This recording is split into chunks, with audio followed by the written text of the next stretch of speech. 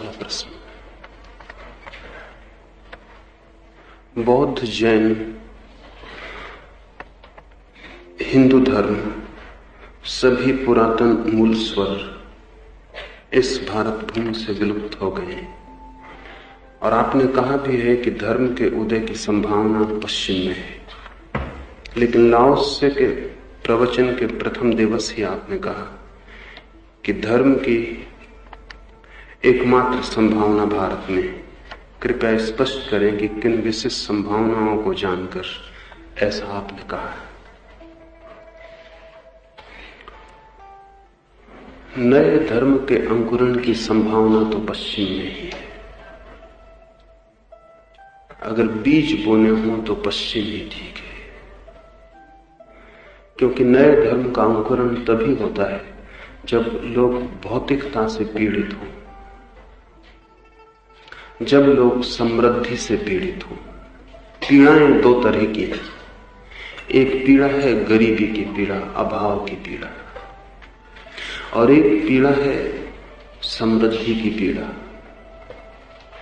जब सब होता है और भीतर फिर भी खालीपन मालूम पड़ता है, जो भी पाया जा सकता है वासना के जगत में वो मिल जाता है, और तब पता चलता है कि आत्मा नहीं मिली,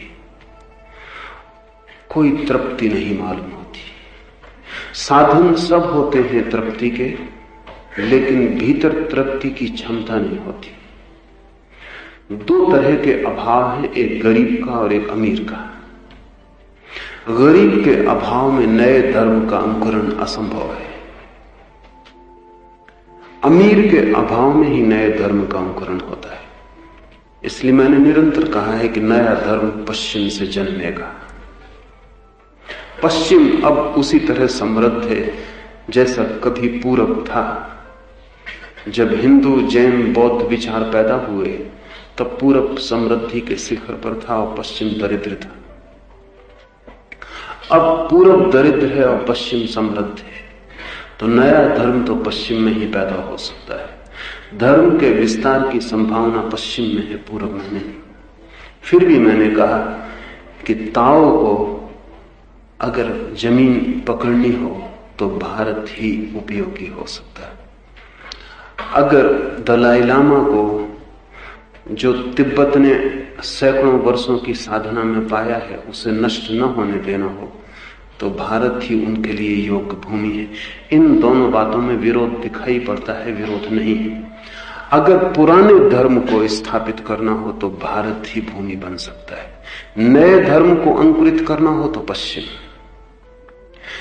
नए बीज को बोना एक बात है और पुराने वृक्ष को लाके जमीन पर आरोपित करना, ट्रांसप्लांट करना बिल्कुल दूसरी बात है।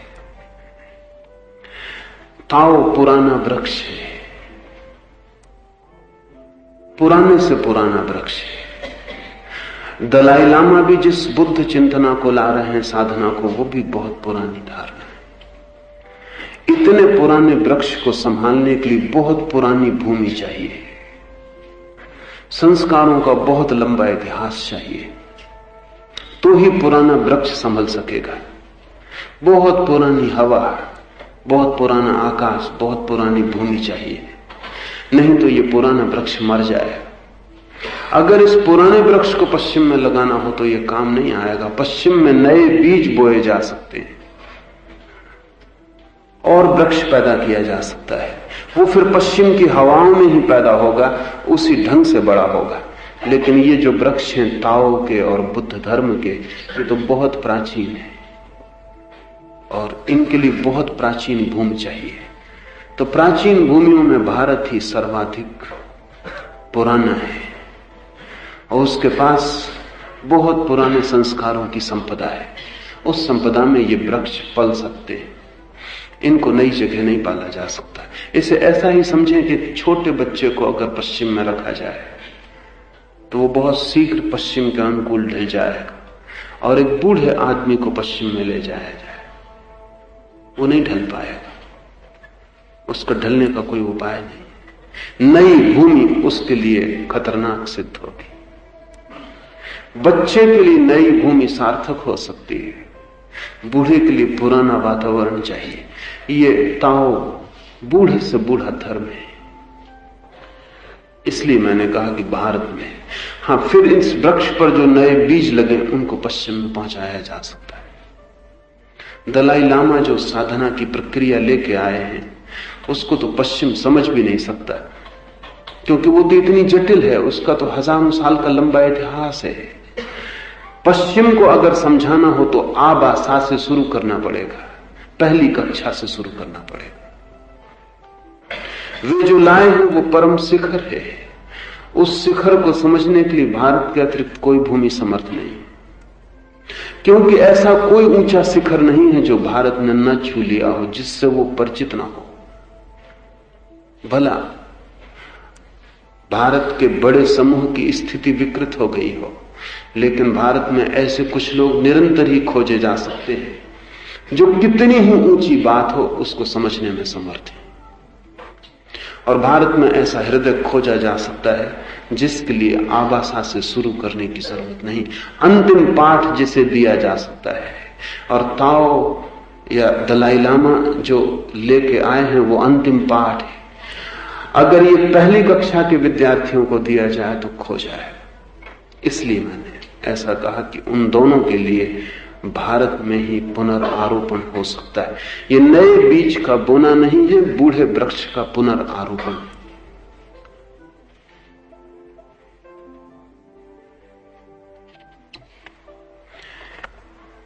एक मित्र ने पूछा है दूसरा प्रश्न कि आपने कहा कि घृणा के लिए प्रेम आवश्यक है, लेकिन कई बार किसी आदमी का परिचय हुए बिना उसे देखकर ही हमें घृणा हो जाती, उससे मिलने का, उससे बातचीत करने का जी भी नहीं चाहता। तो क्या ऐसे वक्त में प्रेम के बिना घृणा संभव नहीं है?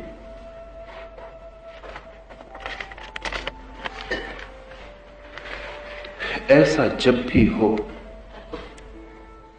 कि किसी को देखकर ही, जिससे कोई मैत्री नहीं, कोई संबंध नहीं, जिससे कोई परिचय नहीं, और घृणा पैदा हो जाए, तो इसका एक ही अर्थ होता है कि उस व्यक्ति में कुछ ऐसा है जिससे आपका परिचय है और जिससे आपको घृणा है। क्योंकि बिना परिचय के तो घृणा हो ही नहीं सकती। उस व्यक्ति में कुछ ऐसा है, उसके उठने में, उसके चलने में, उसकी आंखों में, उसके चेहरे में, उसके आसपास की हवा में, उसके व्यक्तित्व की छाप में कुछ ऐसा है जिससे आप परिचित हैं और जिससे आप प्रेम कर चुके और जिससे आप घृणा कर रहे हैं, चाहे खोजने में कठिनाई हो। क्योंकि व्यक्ति बड़ा समूह है, उसमें बहुत सी बातें हैं। अगर आप अपने पिता से घृणा करते रहे, अक्सर बेटे पिता से घृणा करते, क्योंकि एक कलह है, एक संघर्ष है जो पिता और बेटे के बीच चलता है। क्योंकि पिता बेटे के हित में ही उसको बदलने की कोशिश करता है और बेटे के अहंकार को चोट लगनी शुरू हो जाती, वो सब चोटें इकट्ठी हो जाती। इसलिए सारी दुनिया के समाज और संस्कृतियां बेटा पिता को परम आदर दे इसकी चेष्टा करते हैं। इस चेष्टा के पीछे यही राज है कि अगर इसका आयोजन न किया जाए तो बेटा पिता का अनादर ही करेगा, आदर नहीं कर सकता। तो इसका आयोजन करना पड़ता है समाज को, संस्कृति को। इसे समझ लें, हम जहां जहां बहुत चेष्टा पूर्वक आदर को निर्मित करते हैं, उसका अर्थ ही यह है कि अगर सब छोड़ दिया जाए बिना चेष्टा के तो अनादर पैदा होगा। समाज जो व्यवस्था करता है वो अकारण नहीं करता। समाज समझाता है कि भाई और बहन में किसी तरह की भी काम वासना बड़े से बड़ा पाप है। वो इसलिए समझाता है कि अगर ये न समझाया जाए तो पहले काम वासना का संबंध भाई और बहन में निर्मित हो जाएगा। उसकी प्राकृतिक संभावना है, क्योंकि पहला स्त्री पुरुष का परिचय भाई बहन में होगा। और अगर समाज इसको बहुत जोर से संस्कारित ना करे कि ये महापाप है, इससे बड़ा पाप कुछ भी नहीं, तो ये घटना घटेगी। बाप और बेटे के बीच हम आदर का भाव पैदा करवाते, वो आदर का भाव हम इसलिए पैदा करवाते हैं कि इस बात की पूरी संभावना है कि अनादर पैदा हो जाए और बाप और बेटे के बीच घना संघर्ष हो जाए। तो अगर आपको अपने पिता से दबा हुआ मन में घृणा का भाव है, तो जहां जहां फादर फिगर, जहां जहां पिता की प्रतिमा दिखाई पड़ेगी, वहां आपको घृणा होगी। जो बेटा बाप से घृणा करता है वो गुरु से प्रेम नहीं कर सकता, क्योंकि गुरु पिता जैसा मालूम पड़ेगा। जो बेटा बाप से घृणा करता है वो परमात्मा से भी प्रेम नहीं कर सकता, क्योंकि परमात्मा परम पिता की अवस्था है। तो जहां जहां उसे दिखाई पड़ेगा कि पिता की झलक मिलती है, वहां घृणा खड़ी हो जाएगी। अगर कोई बेटा अपनी मां को घृणा करता है, जो कि कम घटता है, बेटियां मां को घृणा करती हैं, बेटे नहीं। बेटियां पिता को घृणा नहीं करती, और ये उचित है, क्योंकि यही प्राकृतिक है। लेकिन अगर कोई बेटा अपनी मां को घृणा करता है किन्हीं भी परिस्थितिवश कारणों से, तो फिर वो किसी स्त्री को प्रेम नहीं कर पाएगा। जहां भी स्त्री दिखाई पड़ेगी, मां की झलक मौजूद हो जाएगी। तो अगर कोई व्यक्ति किसी भी स्त्री को प्रेम नहीं कर पाता, तो उसका अर्थ है कि वो अपनी मां को प्रेम नहीं कर पाया। तो जहां स्त्री दिखाई पड़ी, वहां मां तो खड़ी हो गई। जो बेटा अपनी मां के विरोध में है, कारण कोई भी हो, वो स्त्री मात्र के विरोध में हो जाए, क्योंकि पहला परिचय स्त्री का तो मां से ही है, पहली छाप तो मां की ही पड़ेगी। तो स्त्री के संबंध में जो भी धारणाएं बनने वाली हैं, उसमें मां का जो प्रतिबिंब बना है वही हाथ बटाएगा। तो आपके मन में कई तरह के प्रतिबिंब संग्रहित हैं। एक व्यक्ति अनजान मालूम पड़ता है, लेकिन उसका कोई गुण जाना माना होगा, उस गुण के कारण तत्क्षण निर्णय हो जाता है। वो निर्णय घृणा पैदा कर देता, लेकिन घृणा बिना प्रेम के पैदा नहीं होती। उस गुण से आपके परिचय, मैत्री, प्रेम के संबंध रहे और आप उस संबंध में विफल हो गए, वो विफलता घनी हो गई। उस विफलता के कारण कहीं भी वो गुण दिखाई पड़ा कि आप फौरन चौंक जाएंगे। हम कहते हैं ना कि दूध का जला छाछ भी फूंक फूंक के पीने लगता है, क्योंकि दूध की एक झलक छाछ में भी मिलती है, कम से कम रंग। तो जो दूध से जल गया है, वो छाछ भी फूंक के ही पिएगा। वो जो जलन का अनुभव है, वो छाछ के प्रति भी भय पैदा करवा देगा। और एक कारण है जो इससे ज्यादा गहरा है, वो भी ख्याल में ले लेना चाहिए। आप उन्हीं चीजों को घृणा करते हैं, अक्सर उन्हीं गुणों को घृणा करते हैं, अक्सर दूसरों में देखकर, जिन गुणों को आप अपने में घृणा करते हैं। ये थोड़ा गहरा है, पहले से भी ज्यादा इसकी गहरी परत है। जब अचानक एक आदमी को देख के आपके मन में घृणा पैदा होती है, तो आप खोजबीन करना कि कहीं ये आत्मनिंदा का हिस्सा तो नहीं, क्योंकि जो चीज आप अपने में बुरी पाते हैं वही आप दूसरे में भी बुरी पाते हैं। ये प्रोजेक्शन है। जो चीज आप अपने में चाहते हैं ना हो, वो जब आपको दूसरे में दिखाई पड़ती तो घृणा पैदा होती। इसलिए सब घृणा का विस्तार कहीं गहरे में आत्मघृणा का हिस्सा है।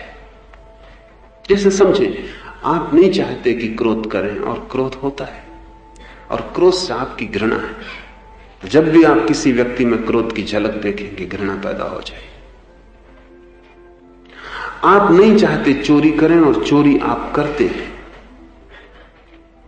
तो जब भी आपको कहीं चोर दिखाई पड़ेगा, तत्क्षण घृणा पैदा हो जाएगी।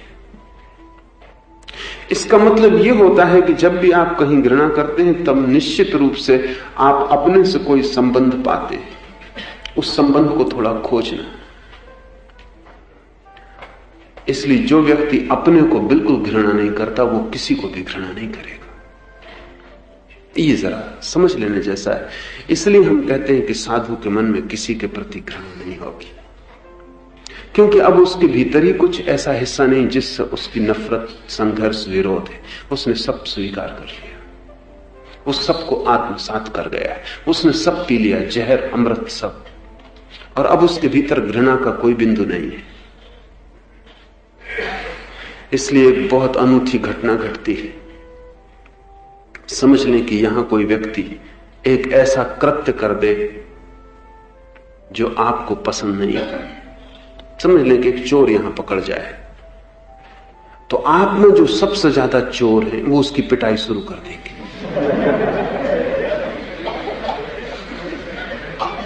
जो चोर नहीं है वो उसको क्षमा कर सकते हैं, लेकिन जो चोर है वो क्षमा नहीं कर सकते।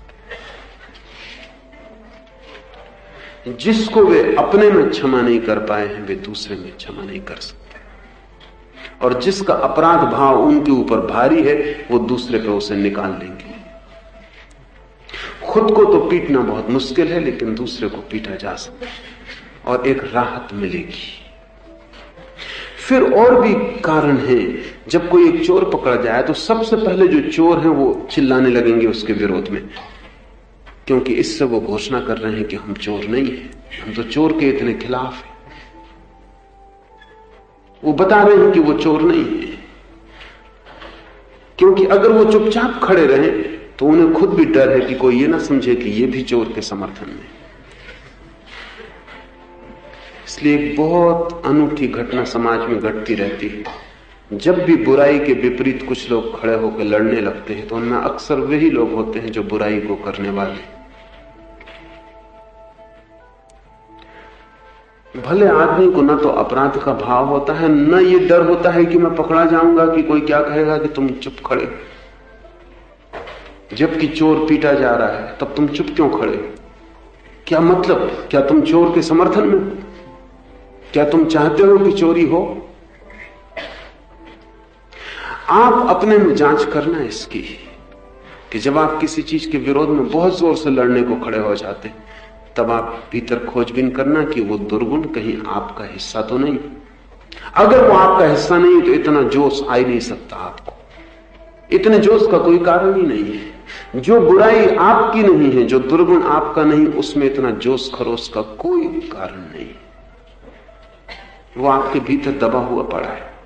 तो जब आप दूसरे व्यक्ति में कभी देखते हैं अचानक कि आप में घृणा का भाव पैदा हो रहा, तो उसकी तो फिक्र छोड़ देना, आप थोड़ी अपनी फिक्र करना, आत्मविश्लेषण करना कि ऐसा क्यों हो रहा है। एक आदमी एक स्त्री को यहां धक्का मार दे, आप बस उसके ऊपर टूट पड़ेंगे। जो जो लोग टूटेंगे वे ही लोग हैं जो स्त्रियों को धक्का मारते हैं, क्योंकि ये मौका वो नहीं चूक सकते।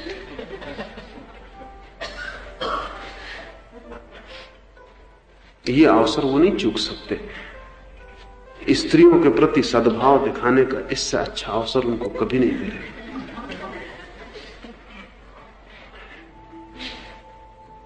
वो जिस आदमी ने धक्का मारा है वो तो गुंडा है ही, जो उसको मार रहे हैं वो भी गुंडे हैं।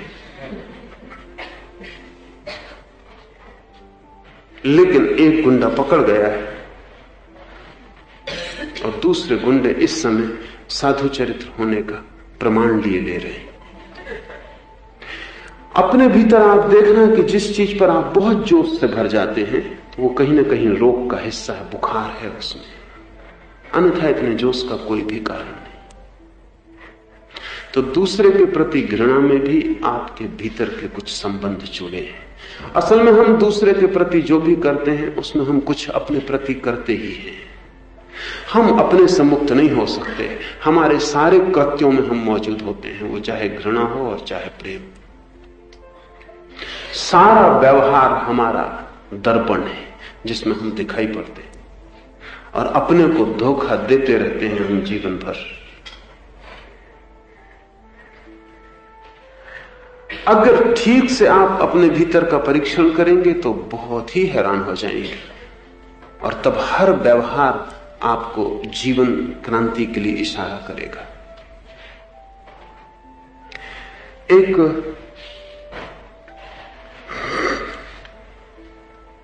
हमारी साधारण वृत्ति होती है कि हम जो अपने भीतर है उसे दूसरे को पर्दा मान के प्रोजेक्ट करते हैं, उसमें देख पाते हैं। अपने में देखना तो मुश्किल होता है, दूसरे में देख पाते, दूसरे में देखना आसान होता है। इसलिए दूसरा हमेशा दर्पण का काम करता है। जब आप दर्पण के सामने खड़े होते हैं तो अगर आपको दर्पण में कुरूप चित्र दिखाई पड़े तो दर्पण को तोड़ने की कोशिश मत करना, उससे कुछ लाभ ना होगा। हालांकि दर्पण आप तोड़ सकते हैं। शायद पहला ख्याल तो यही होगा कि दर्पण गलत ढंग से बना है, नहीं तो मेरा जैसा सुंदर व्यक्ति इतना कुरूप दिखाई कैसे पड़ सकता है। लेकिन दर्पण तोड़ने से आप सुंदर ना हो जाएंगे। दर्पण तो केवल खबर दे रहा है कि आप कैसे हैं, लेकिन हम जैसे हैं वैसा देखने की हमारी हिम्मत नहीं होती। हम तो अपने मन में बड़ी स्वप्निल प्रतिमाएं निर्मित किए रहते हैं स्वयं की। हम तो अपने को परम सुंदर मानते रहते हैं। इसलिए दर्पण हमें दुख देता है, क्योंकि दर्पण हमें वहां ले आता है जहां हमें दर्पण यथार्थ को प्रकट करता है। आपका व्यवहार जीवन का दर्पण है। दूसरे व्यक्ति दर्पण की तरह काम कर रहे हैं, पूरा समाज दर्पण है। और जब भी किसी व्यक्ति के पास आपको कुछ कुरूपता की प्रतीति हो तो उस पर मत थोपना, लौटना अपने पर, उसको दर्पण ही समझना और खोज भीतर करना। लेकिन स्वयं को तो कोई बदलना नहीं चाहता, सभी लोग दूसरों को बदलना चाहते। एक मित्र रोज मैं निकलता हूं, रास्ते में मुझे मिलते हैं, वो कहते हैं कि जो आपने कहा उसकी लोगों को बहुत जरूरत है। लोगों को, वो कौन है लोग? आप सब, उनको छोड़कर। मगर यही दृष्टि आपकी भी है, उन पर हंसना मत। मैंने सुना है कि एक महिला एक चर्च में रोज आती थी और जब प्रवचन पूरा हो जाता चर्च के पादरी का तो उससे विदा लेते वक्त कहती थी, my certainly they did need this message today। उनको जरूरत थी इस संदेश की जो आपने दिया। लेकिन एक दिन ऐसा हुआ कि बर्फ पड़ी और कोई भी नहीं आया, अकेली महिला ही आई। फिर भी पादरी ने प्रवचन पूरा किया और जब महिला को द्वार पर वो छोड़ रहा था तो महिला ने कहा, पादरी सोच रहा था मन में कि आज वो क्या कहेगी, क्योंकि आज लोग तो आए ही नहीं थे। सोच रहा था कि आज वो कहेगी, क्या कहेगी। लेकिन महिला ने कहा, मां, they certainly would have needed this message if they had come today। उनको बिल्कुल जरूरत थी अगर वो आज आते। आपको स्वयं बिल्कुल जरूरत नहीं, लोगों को जरूरत है। यही अधार्मिक चित्त का लक्षण। धार्मिक चित्त सदा सोचता है कि मुझे क्या जरूरत है और मैं अपने साथ क्या करूं। अधार्मिक चित्त सदा सोचता है कि दूसरों के साथ क्या किया जाए, दूसरे कैसे बदले जाएं। ये हिंसा का हिस्सा है। आप अपनी फिक्र करें, और जीवन बहुत थोड़ा है। आप अपनी ही फिक्र कर लें तो भी काफी है। आप लोगों की चिंता बिल्कुल मत करें, और आपकी चिंता से लोगों को कोई लाभ होने वाला नहीं। और वो लोग भी कुछ आपसे कम बुद्धिमान नहीं है, वो आपकी चिंता कर रहे हैं, वो अपनी चिंता नहीं कर रहे। इस जमीन पर कोई अपनी चिंता में नहीं है, सारे लोग दूसरों की चिंता में। दूसरे कैसे सुधर जाएं। किसने दिया आपको ये काम दूसरों को बदलने? परमात्मा आपसे नहीं पूछेगा जब आपका मिलन होगा उससे कि आप कितने लोगों को सुधार पाए। वो आपसे पूछेगा कि आपकी हालत क्या है। तब आपको बड़ी दीनता मालूम पड़ेगी। तब आप कहेंगे कि हमने तो अनेक जिंदगियां गंवाई दूसरों को सुधारने, हमें तो मौका ही नहीं मिला अपने को सुधारने का। आप अपनी फिक्र करें, बिल्कुल निपट स्वार्थी हो जाएं। आपका स्वार्थ ही परार्थ है, और अगर आप सुधर गए तो आपके आसपास वे तरंगें पैदा होने लगती हैं जो दूसरों को भी बदल सकती हैं। लेकिन वो आपका लक्ष्य नहीं होना चाहिए। आपका लक्ष्य होना चाहिए कि मैं आनंदित हो जाऊं, यही मेरा काम है इस जीवन में कि मैं आनंदित हो जाऊं। आप आनंदित हो जाएं तो आपके पास आनंद की वर्षा होने लगेगी। आपसे अनजाने वे तरंगें छूटने लगेंगी जो दूसरों के हृदयों को भी छू सकती हैं, पर वो आपकी चिंता की जरूरत नहीं है। छुएं न छुएं, आप सुगंधित हो, वो सुगंध किन्हीं नासापुटों में जाए न जाए वो प्रयोजन नहीं है। अगर प्रत्येक व्यक्ति निपट स्वार्थी हो जाए तो इस जगत में दुख खोजना मुश्किल हो, लेकिन प्रत्येक व्यक्ति परार्थी, और प्रत्येक व्यक्ति सोच रहा है कि धर्म का अर्थ ही है कि दूसरे को कैसे। एक मित्र ने पूछा है कि विवेकानंद ने कहा है कि वस्तुतः जीवित वे ही हैं जो दूसरों के लिए जी रहे, जो अपने लिए जी रहे हैं वो तो मुर्दा है।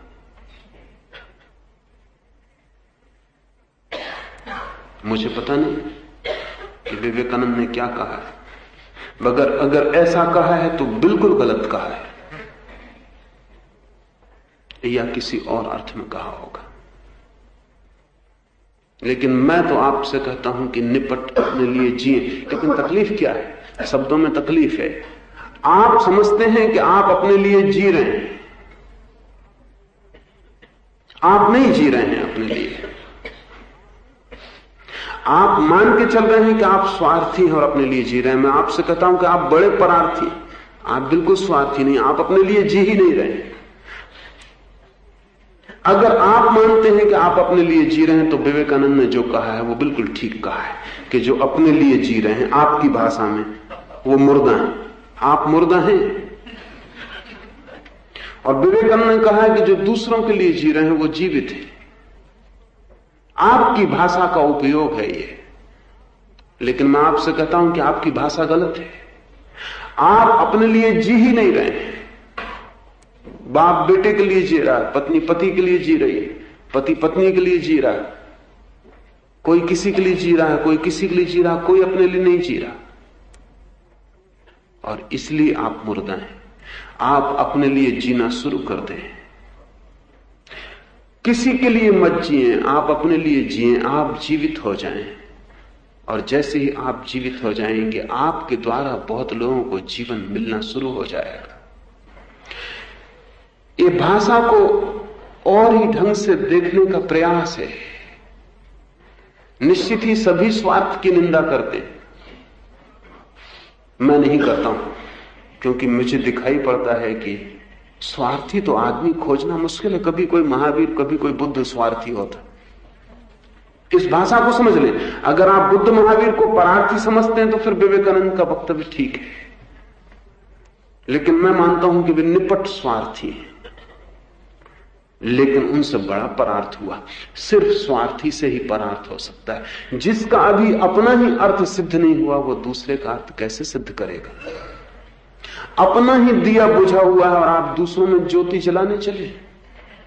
बुझे दिए को लेके आपका दिया जल रहा हो, आपकी ज्योति जल रही हो और इतने प्राण से जल रही हो कि आप दूसरे को भी ज्योति देने में समर्थ हो, तो जरूर कुछ दिए जल सकेंगे आपसे।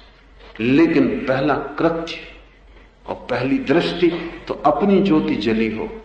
ये तो मैं कई समाज सेवकों को देखता हूं, बुझे दिए दूसरे दियों को जलाने जा रहे हैं। कभी कभी वो दूसरों को और बुझा देते,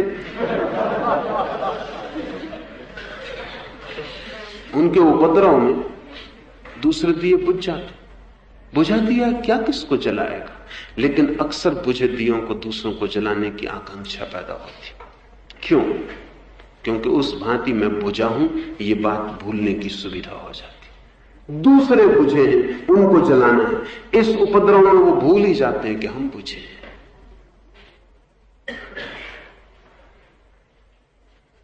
स्वयं के प्रति पहला प्रयोग दूसरा गौण है।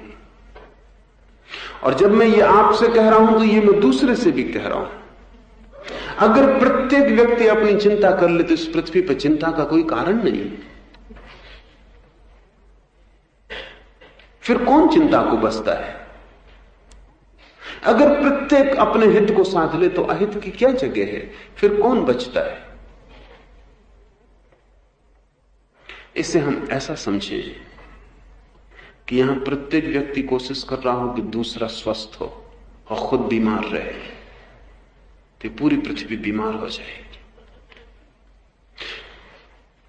यहां प्रत्येक व्यक्ति सोचे कि दूसरे को ज्ञान मिल जाए, मेरा अज्ञानी होना चल जाएगा, ये पूरी पृथ्वी अज्ञानी हो जाएगी। क्योंकि आप अपने साथ कुछ कर सकते हैं, क्योंकि वो निकटतम चेतना है आपके। अगर वहां कुछ नहीं हो रहा है तो दूसरे की चेतना बहुत दूर है, वहां आप कुछ भी ना कर सकेंगे। और भीतर आपके कुछ हो जाए तो उस होने में ही इतनी बड़ी ऊर्जा, इतनी बड़ी शक्ति पैदा होती है कि उसके परिणाम दूसरों में भी झलकने शुरू हो जाते। इसलिए ताओ कहता है,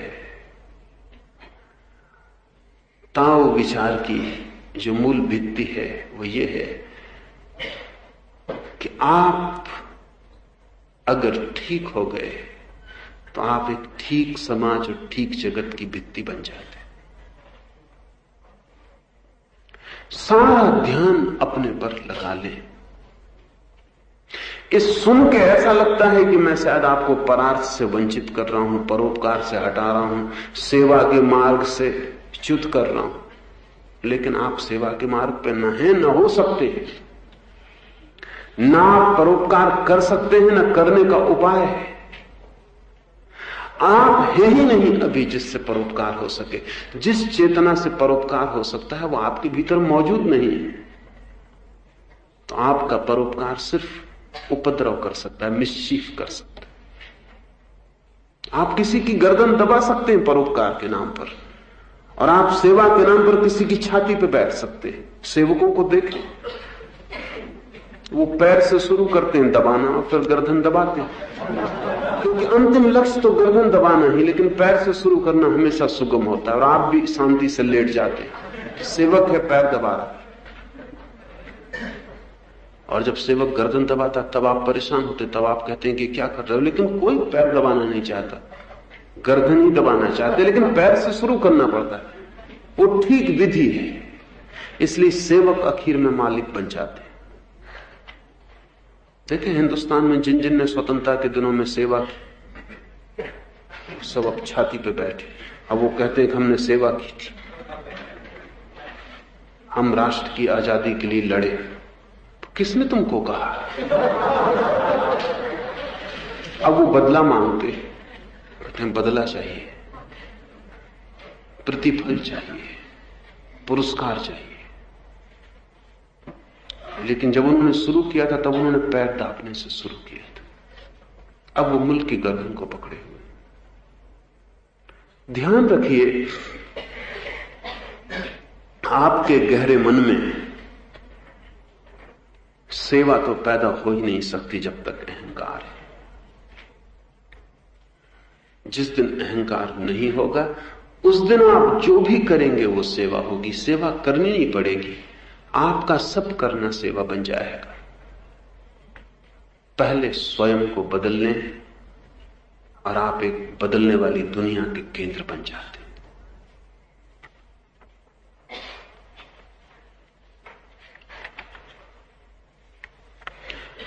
तीसरा प्रश्न, एक मित्र पूछते हैं, यदि भीतर के स्वर्ग और पृथ्वी का आलिंगन टूट जाने से कैंसर जैसी बीमारी पैदा हो सकती, तो रामकृष्ण और रमन जैसे ज्ञानियों को कैंसर के रोग से क्यों मरना पड़ा? क्या उनके भीतर के स्वर्ग और पृथ्वी विच्छिन्न हो गए थे? उनको तो कैंसर मात्र को छोड़कर और किसी भी रोग से मरना चाहिए था। ताओ पृथ्वी और स्वर्ग को निकट लाने की चेष्टा है। न तो रमन ताओ के मार्ग से चल रहे थे और न रामकृष्ण।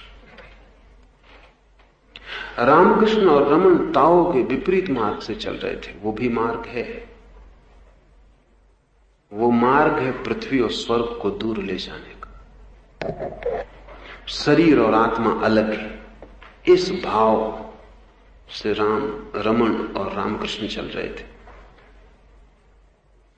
शरीर को छोड़ देना है और छोड़ते जाना है। शरीर और आत्मा के बीच विस्तार को बढ़ाना है, जगह को बढ़ाना है, और एक ऐसी घड़ी लाना है जहां सिर्फ आत्मा ही का अनुभव रह जाए और शरीर बिल्कुल भूल जाए।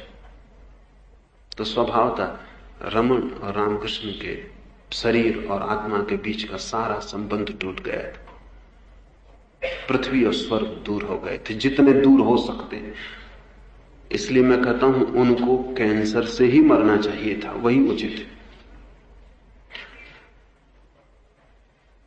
इसका यह अर्थ नहीं कि वो ज्ञानी नहीं थे, और इसका यह भी अर्थ नहीं है कि वो परम निर्वाण को उपलब्ध नहीं हो गए, लेकिन वो मार्ग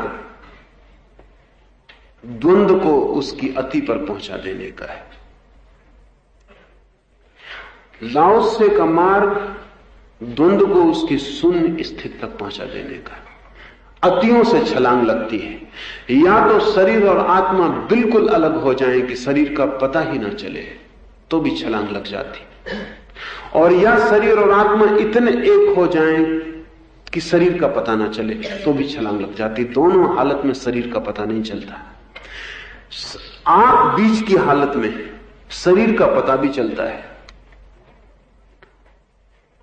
दूरी भी है और एकता भी है। फासला भी लगता है किसी क्षण में कि मैं शरीर नहीं हूं, और व्यवहार में आप मैं शरीर हूं इस भांति जीते। आप मध्य में खड़े, इस मध्य के दोनों तरफ मार्ग है। एक मार्ग है कि आप शरीर को छोड़ते ही चले जाएं, फासला अनंत हो जाए, फासला इतना हो जाए कि आपका और शरीर के बीच कोई संबंध, कोई सेतु न रह जाए, सब तंतु टूट जाएं। एक अति पर, एक एक्सट्रीम पर आ गया, यहां से छलांग लग जाएगी। आप 100 डिग्री उबलती हुई अवस्था में आ गए, तनाव आखिरी हो गया। जब तनाव आखिरी होता है तो टूट जाता है। 100 डिग्री पानी उबल रहा है, अब आप भाप बन जाएंगे। लाओसे का मार्ग बिल्कुल विपरीत है। वो कहता है कि और करीब आ जाओ, और करीब आ जाओ, मध्य में खड़े हो, थोड़ी सी दूरी है वो भी मिटा दो, पृथ्वी और स्वर्ग को बिल्कुल करीब ले आओ, इतने करीब कि तुम एक हो जाओ, 0 डिग्री पर आ जाओ, जहां से छलांग लग जाती और पानी बर्फ हो जाता।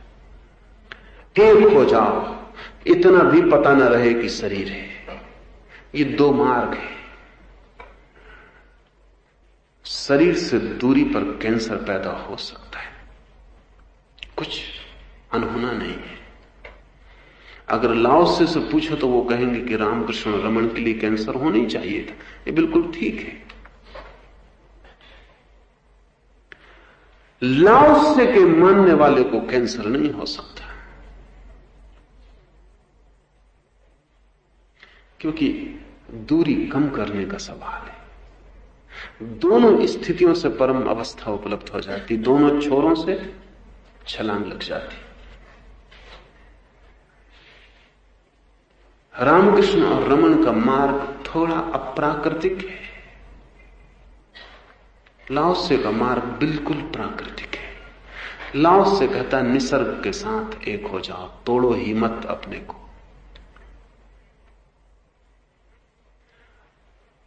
इसलिए लाओसे के मार्ग में शुरू से ही शांति आनी शुरू हो जाएगी, और शुरू से ही तथाता घटने लगेगी, और शुरू से ही मौन आने लगेगा, क्योंकि संघर्ष शुरू से ही छूट रहा है। रमण और रामकृष्ण के मार्ग पर अंतिम क्षण में शांति घटित होगी। शुरू में तो अशांति बढ़ेगी, तनाव बढ़ेगा, परेशानी बढ़ेगी, आध्यात्मिक पीड़ा बढ़ेगी, क्योंकि लड़ाई होगी, द्वंद्व होगा, संघर्ष होगा, तपश्चर्या होगी। तपश्चर्या का अर्थ यह है कि शरीर से अपने को हटाना, जहां जहां जोड़ है वहां वहां तोड़ना। पीड़ा स्वाभाविक है, बहुत संताप होगा। इस संताप की अंतिम घड़ी में ही अचानक सब बदल जाएगा, संताप विलीन हो जाएगा। जब सब संबंध टूट जाएंगे तो दुख सब विलीन हो जाएगा। इन दोनों छोरों से एक ही सागर में छलांग लगती, वो सागर एक है। जहां लाओस से पहुंचता है वहीं रमण पहुंचते हैं। लेकिन उनके यात्रा पथ बिल्कुल भिन्न है। ताओ का यात्रा पथ बड़ा सुखद है। ताओ का यात्रा पथ बड़ा सरल है। ताओ सहज योग है।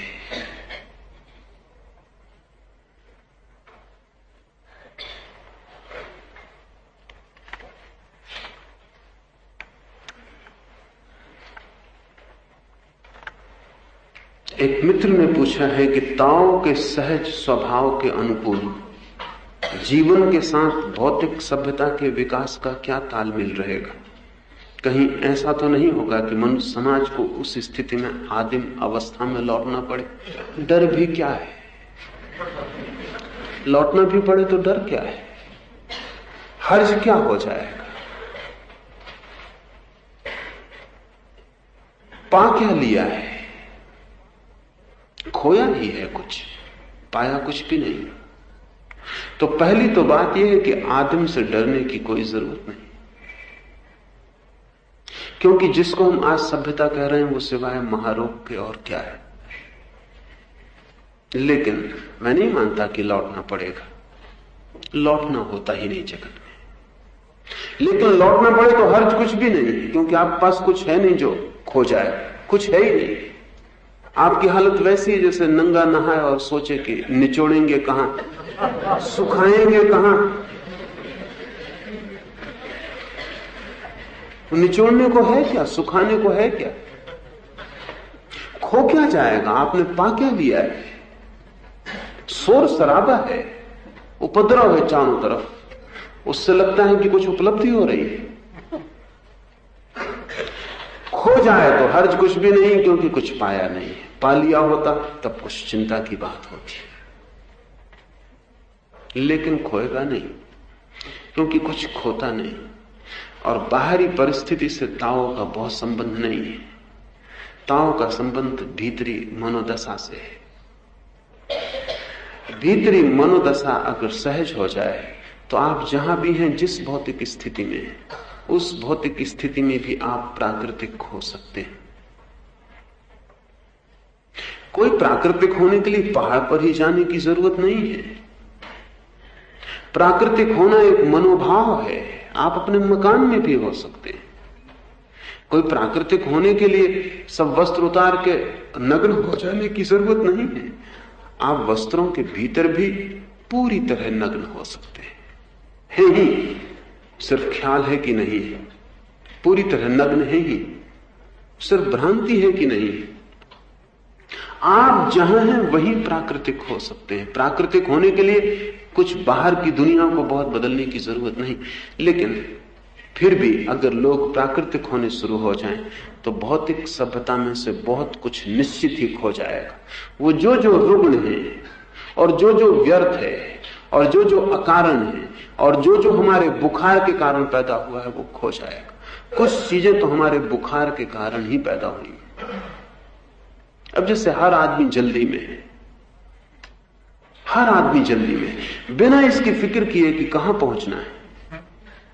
इतनी जल्दी है कि मिनट न चूक जाए, इतनी परेशानी है कि समय न खो जाए, लेकिन जाना कहां है और समय बचा के क्या करिएगा।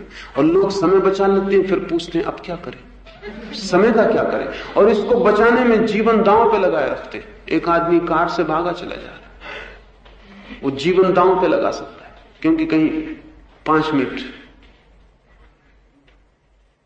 ज्यादा ना लग जाए। और 5 मिनट बचा के जिसके लिए उसने जीवन खतरे पे लगाया, 5-10 मिनट बचा के वो 5-10 मिनट पहले पहुंच जाएगा अपने मकान पर। फिर अब वो लेट के सोच रहा है अब क्या करना है, टेलीविजन चलाऊं, रेडियो शुरू करूं, सिनेमा देखने जाऊं, समय कैसे काटूं। इस आदमी को पूछे कि पहले समय बचा रहा है, फिर पूछ रहा है समय कैसे काटे। आप पूरी जिंदगी यही कर रहे हैं। एक त्वरा, एक तेजी है। तेजी का कारण कोई लक्ष्य नहीं है। कोई लक्ष्य हो तो समझ में आता है। कहीं ऐसी जगह पहुंचना हो जिसके लिए जीवन भी दांव पे लगाना हो तो समझ में आता। पहुंच रहे हैं सिर्फ अपने घर।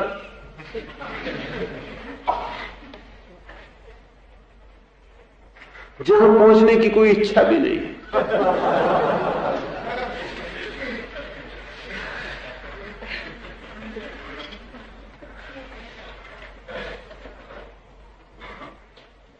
नसरुद्दीन पूछ रहा था अपने एक मित्र से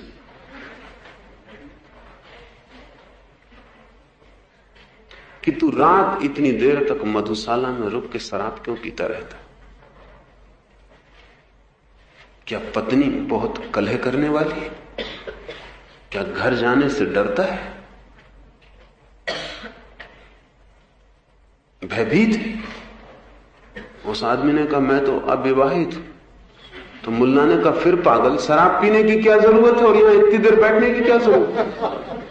हम तो विवाहित होने की वजह से यहां बैठे रहते और इतना पी लेते हैं, जब अपना होश ही नहीं रहता तो क्या गुजरती घर जाके। जिस घर से आप भागते हैं सुबह तेजी से, उसी घर की तरफ तेजी से शाम को भागते हुए आते हैं। शायद आप तेजी का कुछ कारण और है। जहां आप पहुंचना चाहते हैं वहां पहुंचने की कोई इच्छा नहीं, लेकिन तेजी की कोई और मनोवैज्ञानिक व्यवस्था होगी भीतर। असल में जितनी आप तेजी में होते हैं उतना स्वयं को भूलना आसान होता है। जितने धीमे चलते हैं उतने स्वयं की याद आती है। जितने आहिस्ता चलते हैं उतना खुद का पता चलता है कि मैं हूं और जिंदगी व्यर्थ जा रही। तेजी में होते हैं धुआंधार, कुछ पता नहीं चलता। तेजी एक शराब है।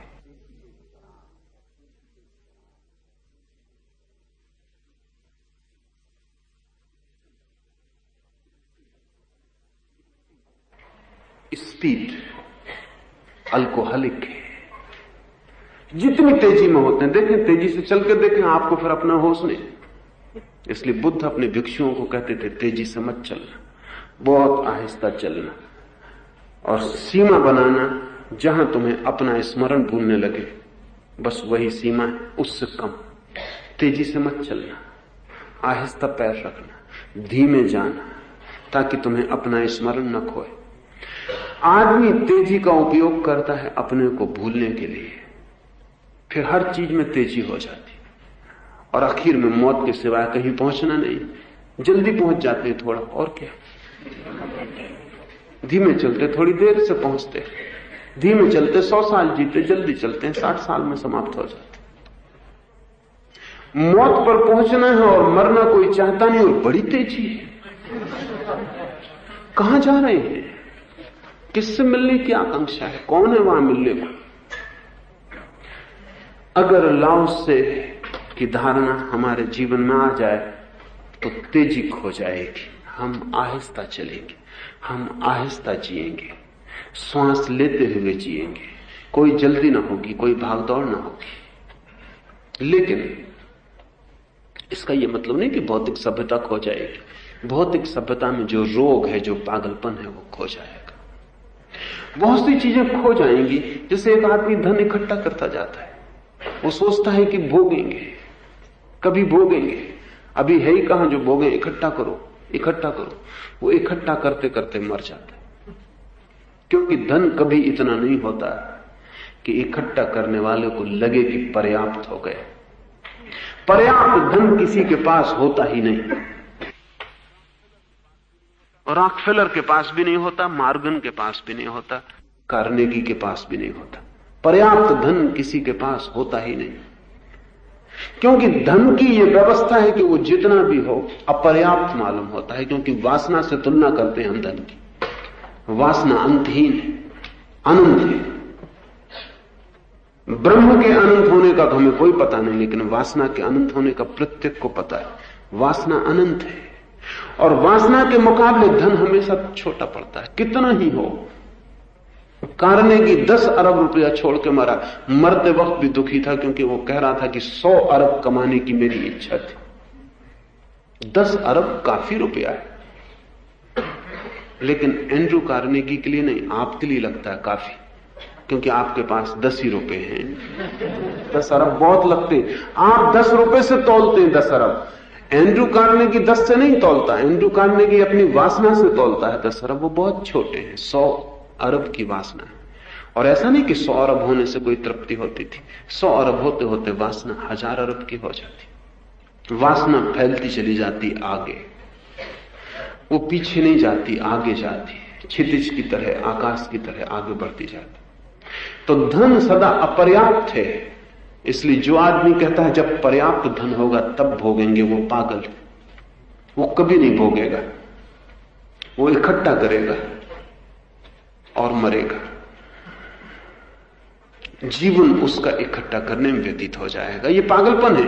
इसका पागलपन इसलिए है कि यहां साधन साध्य बन गया। धन साधन था, उससे जीवन भोगा जा सकता था, लेकिन भोगने के लिए धन इकट्ठा करना भूल गया। धन इकट्ठा करना धन इकट्ठा करने के लिए हो गया। ये पागलपन है। अगर आप सहज जी रहे होंगे तो ऐसा नहीं कि आप धन छोड़ के भाग जाएंगे, लेकिन धन साधन हो जाएगा, साध्य नहीं। आप उसे भोगेंगे अभी। अब 2 तरह का पागलपन पैदा होता है सभ्यता में। हर पागलपन का विपरीत पागलपन भी रहता है। कुछ लोग धन इकट्ठा कर रहे हैं, वो सोचते हैं यही साधन है। इनकी असफलता देखकर, कार्नेगी और रॉकफेलर को हारा हुआ देखकर, कुछ लोग सोचते हैं कि धन को छोड़ के भागना चाहिए। धन इकट्ठा करने वाला असफल होता है, यह दिखाई पड़ गया। तो इसका विपरीत परिणाम सोचने में आता है। तर्क कहता है तो धन इकट्ठा करना मत करो, भागो धन से। तो धन से भागने से तुम आनंद को उपलब्ध हो जाओगे। दोनों ही गलती में। न तो धन इकट्ठा करने से कोई आनंद को उपलब्ध होता और न धन के त्याग करने से कोई आनंद को उपलब्ध होता। धन का साधन की तरह जो उपयोग करने में सफल हो जाता है, साध्य की तरह नहीं। वो उसने जीवन की जो भी रहस्यमयता है उसको समझने का पहला कदम उठा लिया। साधन को साधन की तरह व्यवहार करना, उसे साध्य न बनने देना, ये ज्ञानी का लक्ष्य। अज्ञानी 2 तरह के हैं, कुछ धन को इकट्ठा करने में लगे, कुछ धन को त्यागने में लगे। ये एक ही तरह के लोग हैं, सिर्फ फर्क इतना है कि एक दूसरे की तरफ पीठ करके खड़े। इनमें फर्क नहीं है। धन को इकट्ठा करने वाले में जो मूढ़ता है वही धन को छोड़ने वाले में होती। फर्क जरा भी नहीं। दोनों की दृष्टि धन पे लगी है और दोनों समझते हैं कि धन साध्य है। एक सोचता है इकट्ठा करके आनंद पाऊंगा, एक सोचता है छोड़ के आनंद पाऊंगा, लेकिन धन से आनंद मिलेगा, दोनों सोचते। और धन दोनों का लक्ष्य हो जाता है। जो धन का साधन की तरह उपयोग करता है उसके लिए धन लक्ष्य नहीं है, उसके लिए आनंद लक्ष्य है।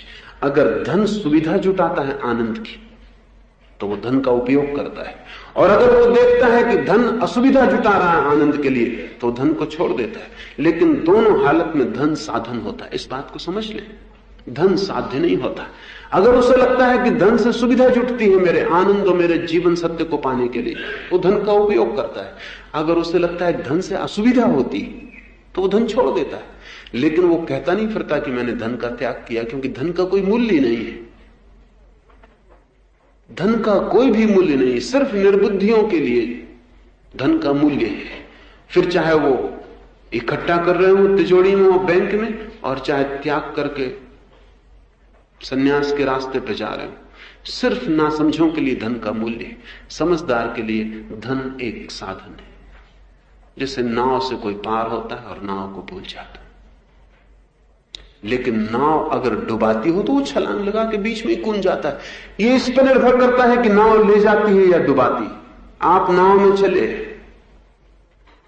और बीच में आपको लगा कि नाव डुबा देगी, इसमें तो छेद है, तो आप कूद गए। तो आप कोई चिल्लाते नहीं फिरते कि मैंने नाव का त्याग कर दिया। आप जानते हैं कि लक्ष्य था उस पार जाना। नाव ले जाती तो उपयोग कर लेते, नाव नहीं ले गई तो हम तैर के गए। लेकिन इसका कोई शोरगुल मचाने की जरूरत नहीं। नाव मूल्यहीन है। जैसे ही कोई व्यक्ति ताओ के अनुसार जीता है, जीवन में जो भी व्यवस्थाएं हैं वो साधन हो जाती, वो साध्य नहीं रहती। इसका यह मतलब नहीं कि साधन भौतिक सुविधा, भौतिक समृद्धि टूट जाएगी, लेकिन उससे पागलपन विदा हो जाएगा। आपके पास जो भी है उसका आप पूरा रस ले पाएंगे, और जो नहीं है उसकी आप चिंता नहीं करेंगे। और जिसके पास जो है अगर वो उसका रस ले तो बढ़ता जाता है। ये समृद्धि का दूसरा ही सूत्र है, अनूठा ही सूत्र है। आप जिस चीज में रस लेते हैं वो आपके पास बढ़ती जाएगी, आपका रस बढ़ता जाए। रस बढ़ने के साथ चीज बढ़ती जाएगी, घटने का कोई सवाल नहीं है। लेकिन हम तो अभाव में हमारी आंख लगी रहती, हम देखते रहते हैं क्या क्या हमारे पास नहीं है, उसकी हम हिसाब लगाए रखते, उससे हम पीड़ित और परेशान होते हैं, और जो हमारे पास है उसे हम भोगने से वंचित रह जाते हैं। अगर ताओ के अनुसार जो हमारे पास है उसे हम परम धन्य भाग से भोग सकें तो ईश्वर के प्रति हमारा अनुग्रह बढ़ेगा, घटेगा नहीं। हम सबके मन में कोई अनुग्रह नहीं है ईश्वर के प्रति, हम कुछ भी कहते हो लेकिन कृतज्ञता का कोई बोध नहीं, कोई ग्रेटिट्यूड नहीं है। हो भी कैसे, इतना दुख भोग रहे हैं तो अगर सच्चाई से कहें तो उसी की वजह से भोग रहे हैं, तो क्या अनुग्रह का भाव रखे। ईश्वर आपको कहीं मिल जाए तो आप अदालत में मुकदमा चला सकते हैं कि इसी ने हमें जन्मों जन्मों तक, क्या जरूरत थी पैदा करने की। मैं एक युवक को जानता हूं जिसने अपने पिता से कहा कि क्या जरूरत थी मुझे पैदा करने की, इसी जीवन के लिए जिसमें सिवाय दुख के और कुछ भी नहीं।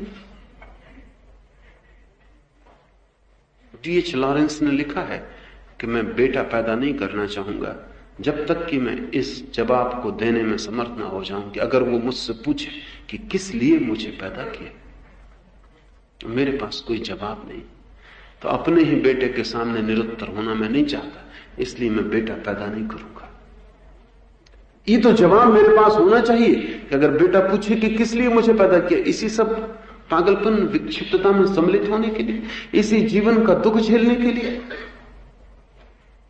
अगर आपको परमात्मा मिल जाए तो सच पूछिए, आप क्या पूछिएगा उससे कि किस लिए मुझे पैदा किया, क्या जरूरत थी, क्या बिगाड़ा था तुम्हारा।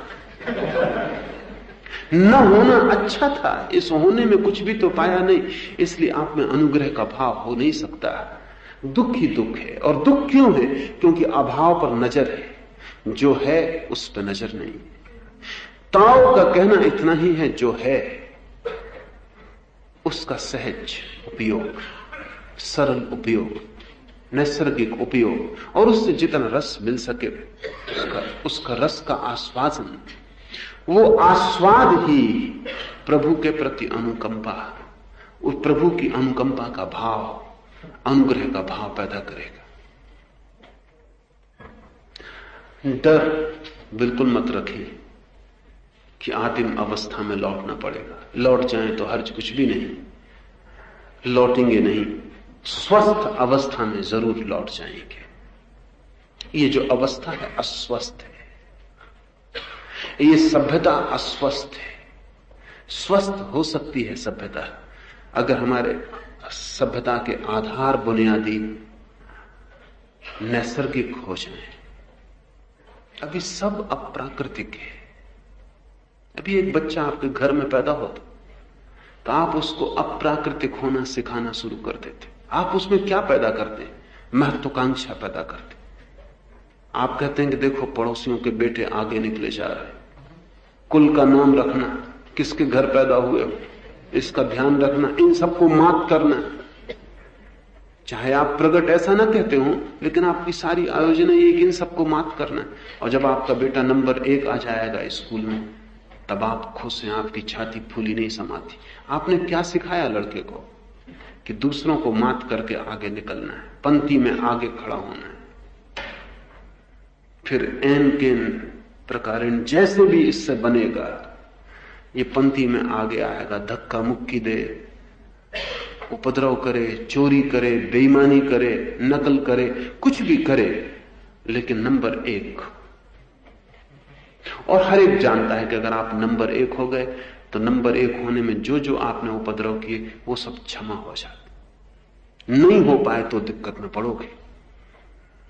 ध्यान रखना, एक आदमी राजनीति में चलता है नंबर 1 होने की कोशिश में, अगर हो जाए तो सब पाप क्षमा हो जाते। फिर कोई बात ही नहीं करता कि उसने क्या क्या किया और कैसे वो प्रधानमंत्री हुआ, उसकी कोई बात ही नहीं करता। ना हो पाए तो दुनिया कहती है कि देखो बेईमान था, असफल हुआ। यहां लोग कहते हैं कि जो असफल हो जाए वो बेईमान है, जो सफल हो जाए वो ईमानदार है। यहां लोग कहते हैं कि सत्यमेव जयते, वो सत्य सदा जीतता। हालत उल्टी है, जो जीत जाता है उसको हम समझते हैं सत्य होना चाहिए, तभी तो जीत गए। जो हार जाता हम समझते हैं असत्य होना चाहिए, नहीं तो सत्यमेव जयते। हारे क्यों? सब सत्य हो जाता है जब आप जीत जाते हैं। जीत सभी चीज को सत्य की रौनक दे जाती है। तो फिर जीतो किसी भी तरह, एक ही लक्ष्य है कि आगे नंबर 1 खड़े हो जाओ, सब पाप क्षमा हो जाएंगे। बच्चे को आप यही दौड़ सिखा रहे हैं, फीवर पैदा कर रहे हैं, पागलपन पैदा कर रहे हैं। ये दौड़ेगा दौड़ेगा और जिंदगी भर दौड़ता रहेगा नंबर 1 होने की कोशिश, और कभी नंबर 1 वस्तुतः कोई भी हो नहीं पाता, क्योंकि यहां गोला है, वर्तुल है जिसमें हम दौड़ रहे हैं। यहां राष्ट्रपति भी नंबर 1 नहीं है, प्रधानमंत्री भी नंबर 1 नहीं है। यहां कोई नंबर 1 कभी होता ही नहीं, क्योंकि हम एक गोल घेरे में दौड़ रहे हैं। कोई ना कोई आगे होता है, किसी न किसी कारण आगे होता है। आप प्रधानमंत्री हो गए तो भी कोई फर्क नहीं पड़ता। आपका नौकर है, ड्राइवर है, वो आपसे ज्यादा स्वस्थ होता है, उसकी मसल देख कर तबीयत मचल जाती है कि नंबर 1। ये कम से कम मसल के मामले में तो आप देखें अपने राजनीतिक को, तो उसको बेचारे को ड्राइवर को देख के लगता है, वो भी डरता है कि उसकी पत्नी कहीं ड्राइवर में उत्सुक ना हो जाए, डरा हुआ है। सभी सम्राट अपने हरम के आगे नपुंसकों की भीड़ इकट्ठी करके रखते थे कि कहीं कोई पुरुष उनकी पत्नियों को देख ना ले, उनकी पत्नियां किसी पुरुष को ना देख ले, क्योंकि सम्राटों के पास शरीर तो रह नहीं जाता था। कोई शरीर का तो बल नहीं था, कोई प्रेम का आकर्षण नहीं था जिसकी वजह से कोई 500 रानियां उनके पास रुकी रहे, तो उनको रोकने का उपाय करना पड़ता, क्योंकि वो किसी भी पुरुष में उत्सुक हो सकती है। अब उस सम्राट की दीनता आप समझें, जिसको अपनी पत्नी से डर है कि वो किसी भी पुरुष में उत्सुक हो सकती, हालांकि वो नंबर 1 खड़ा है, लेकिन सड़क पर चलने वाला भिखारी भी शरीर से ज्यादा आकर्षक हो सकता है। तो बड़ी मुश्किल है। यहाँ 1000 मामले हैं, कोई एक ही क्यू होता तो आप आगे खड़े हो जाते। यहाँ 1000 क्यू लगे, एक क्यू में आगे हो जाते हैं तो 999 क्यू में कोई दूसरा आदमी आगे खड़ा है। यहां कोई उपाय नहीं, और एक ही साथ आप कितने क्यू में कैसे खड़े हो सकते? यहां कभी कोई प्रथम नहीं हो पाता। इसलिए जिस दिन आप बच्चे को प्रथम होने की दौड़ सिखाते हैं, उसी दिन आपने पागल होने के बीज बो दिए। अब वो कभी भी सुखी नहीं हो पाएगा, वो दुखी ही होगा, दुख बढ़ता ही चला जाएगा, विषाद के सिवाय उसका कोई अंत नहीं। लेकिन हम सोचते हैं कि हम बड़ी कला सिखा रहे हैं, हम सोचते हैं कि हम समाज, सभ्यता, महत्वाकांक्षा हमारी इस सभ्यता की जड़ में स्पर्धा, और उस स्पर्धा के कारण हम सब बीमार हैं। अगर आप स्वभाव के अनुकूल होंगे तो आप प्रथम होने की दौड़ में नहीं होंगे, महत्वाकांक्षा नहीं होगी। इसका यह अर्थ नहीं कि आप कुछ भी ना करेंगे। अभी हमको लगता है कि अगर महत्वाकांक्षा न रही तो हम कुछ करेंगे ही नहीं, गलत है ये ख्याल। फर्क पड़ेगा, आप जो करते हैं शायद ये ना करेंगे, लेकिन अगर महत्वाकांक्षा खो जाए तो आप कुछ करेंगे जो आपके लिए आनंदपूर्ण है। अभी एक आदमी डॉक्टर है, या एक आदमी इंजीनियर है, या एक आदमी दुकानदार है। ये दुकानदार कवि होना चाहता है। इसकी स्वाभाविक इच्छा तो ये थी कि वृक्ष के नीचे बैठ के कविताएं करे, लेकिन उससे महत्वाकांक्षा पूरी नहीं हो सकती थी। धन तो दुकान से इकट्ठा हो सकता है, कविताओं से इकट्ठा नहीं हो सकता। अगर ये अनुकूल स्वभाव के जीता तो चाहे भूखा मरता, लेकिन कविता करता।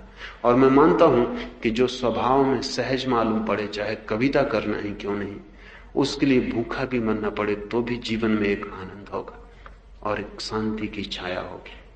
और ये आदमी जो भूखा मरने के डर से और पीछे न छूट जाए इस डर से दुकान पे बैठा है, ये धन इकट्ठा कर लेगा, लेकिन इसको तृप्ति कभी नहीं मिलेगी, क्योंकि तृप्ति तो चाहिए थी स्वभाव को, उससे तो ये वंचित हो गया और कविता की जगह धन इकट्ठा करने में लग गया। कितना ही धन इकट्ठा हो जाए, एक कविता का जन्म इसे जितना आनंद दे सकता था, लाखों की संपदा इसको उतना आनंद नहीं दे पाएगी, क्योंकि वो स्वभाव से उसका मेल ही नहीं खाता। निश्चित ही अगर हम महत्वाकांक्षा छोड़ दें तो जो हम कर रहे हैं 100 में 99 मौके पर वो हम नहीं करेंगे, हम कुछ और करेंगे जो हम सदा करना चाहते थे, लेकिन वो हम कभी नहीं कर सके क्योंकि उससे महत्वाकांक्षा पूरी नहीं होती थी।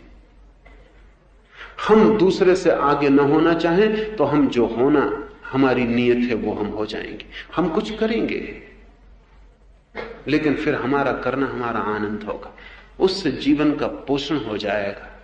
लेकिन फिर जीवन की महत्वाकांक्षा, वो जो विक्षिप्त दौड़ है, वो उससे पूरी नहीं होगी। उसकी कोई जरूरत भी नहीं है। साधारण होने से ज्यादा मूल्यवान कुछ भी नहीं है, क्योंकि तब आदमी एट ईज, विश्राम में हो पाता है। वो असाधारण होने का ख्याल दौड़ाता रहता है, गति से दौड़ाता है, और कहीं भी हम पहुंच नहीं पाते।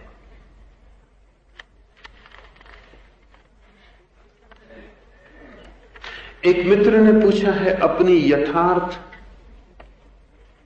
स्थिति की छोटी सी झलक भी बहुत गिलानी और पीड़ा से भर देती है,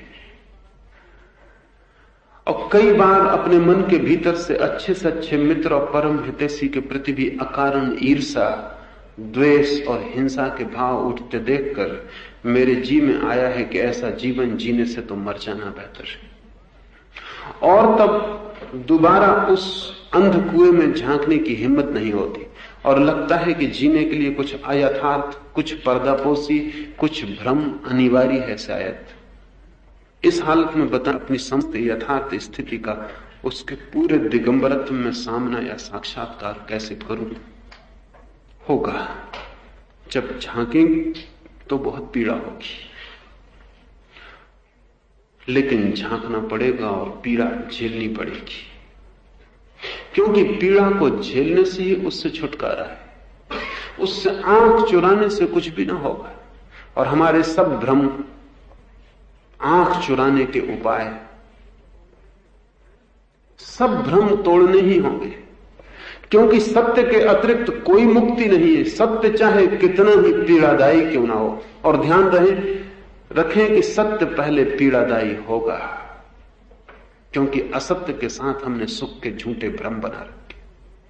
और जब सत्य की पहली किरण उतरेगी तो असत्य का अंधेरा टूटेगा, बहुत पीड़ा होगी, क्योंकि हमारा सब अतीत व्यर्थ हो जाए, हमारी सब कमाई झूठी सिद्ध होगी।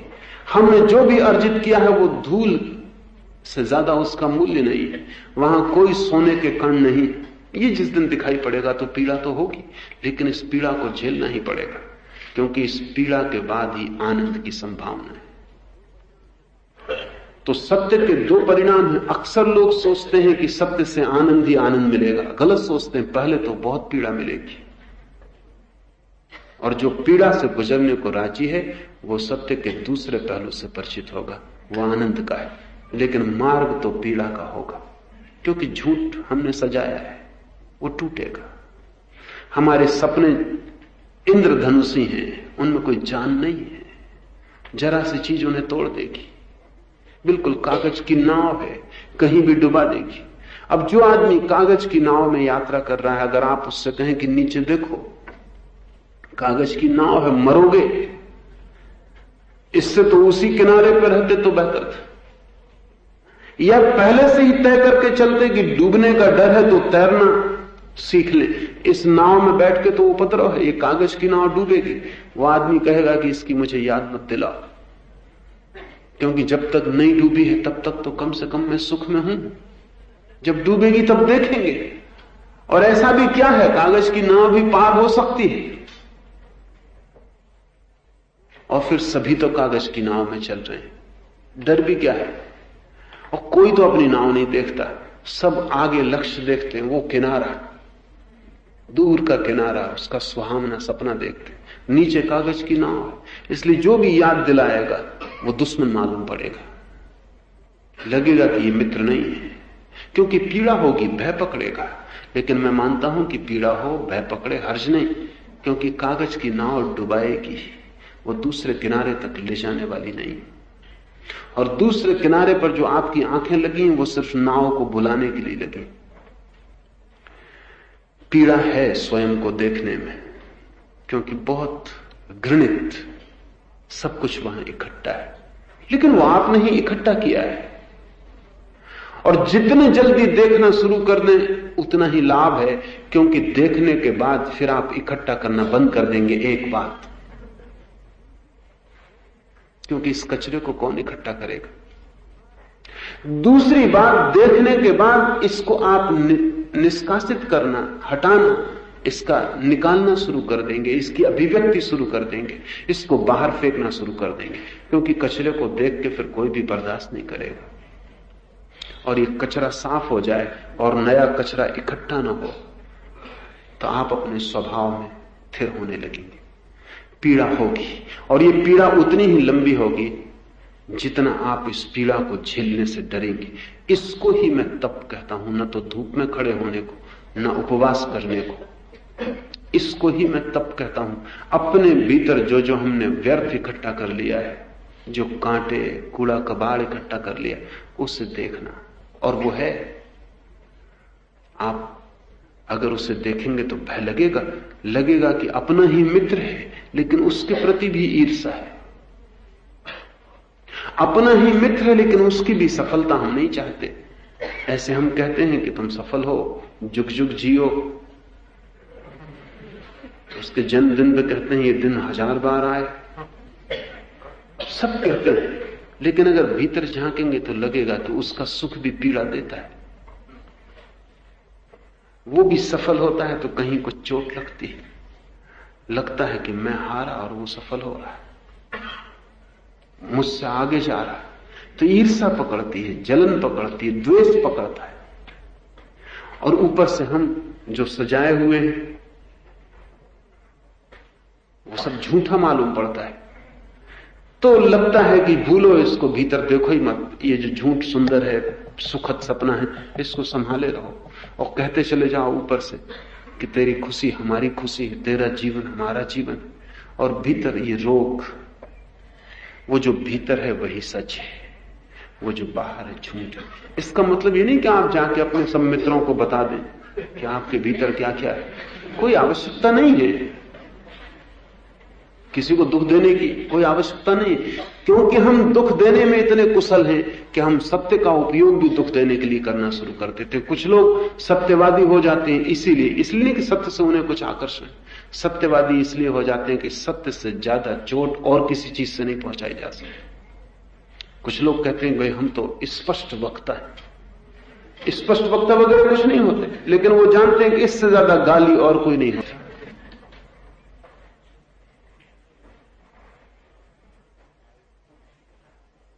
ऑस्कर वाइल्ड से किसी ने कहा कि कुछ लोग तुम्हारे खिलाफ बड़ी झूठी खबरें फैला रहे हैं, अखबारों में लेख लिख रहे हैं तुम्हारे संबंध, तो तुम उनका विरोध क्यों नहीं करते?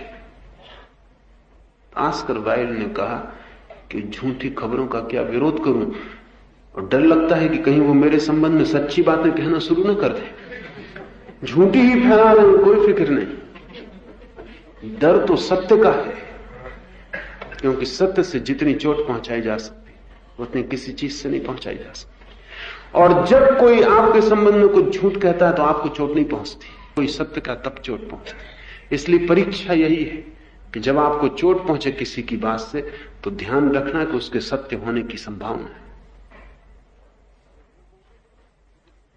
और अगर चोट न पहुंचे तो फिक्र की कोई जरूरत ही नहीं, क्योंकि उसका मतलब वो झूठ है। कोई आदमी आपसे कहता है कि चोर, अगर आप चोर हो तो चोट पहुंचती, नहीं हो तो चोट नहीं पहुंचती। आप हंस सकते हो कि कैसा पागलपन कि आदमी सोचता है चोर, लेकिन अगर आप चोर हो तो आप उसकी गर्दन पर वहीं सवार हो जाओगे कि क्या कहा मैं और चोर, क्योंकि आप डरे हुए हो कि चोर तो मैं हूं, और अगर इसको जरा ही मौका दिया तो सत्य बाहर हुआ जाता है। आप पर चोट सदा सत्य से पहुंचती झूठी। जिस चीज से चोट पहुंचे उसको आत्मनिरीक्षण बना लें।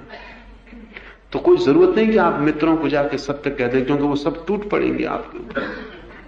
वो तो आपको मित्र आपके झूठ की वजह से ही समझते थे, पर किसी को दुख देने का कोई कारण भी नहीं है। इसको तो आत्मनिरीक्षण ही बनाना है।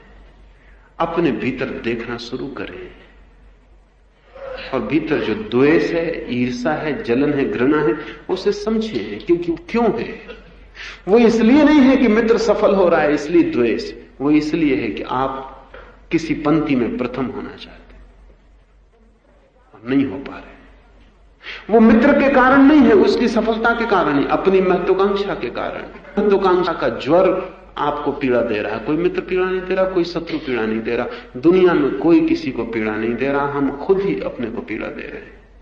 तो अपने द्वेष को समझें, ईर्ष्या को समझें। वो मित्र के कारण नहीं, उससे मित्र का कोई संबंध नहीं, इसलिए उससे कहने की कोई जरूरत भी नहीं। समझने की बात तो यह है कि मेरी महत्वाकांक्षा कि मैं प्रथम होना चाहता हूं, वही मेरी बीमारी, उसके कारण सभी से द्वेष है। तो उस महत्वाकांक्षा को समझने की कोशिश करें कि क्या है, उसमें गहरे जाएं और देखें कि वो महत्वाकांक्षा पूरी होना असंभव है, वो कभी किसी की पूरी नहीं होती।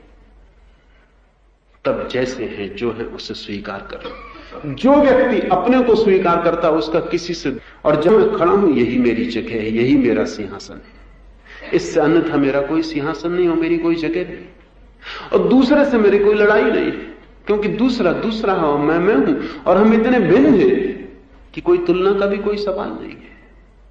हर आदमी अनूठा है, तुलना व्यर्थ है, और दूसरे से संघर्ष की कोई जरूरत नहीं। जो मुझे आनंदपूर्ण है वो मैं कर रहा हूं, और जो दूसरे को आनंदपूर्ण है वो दूसरा कर रहा है।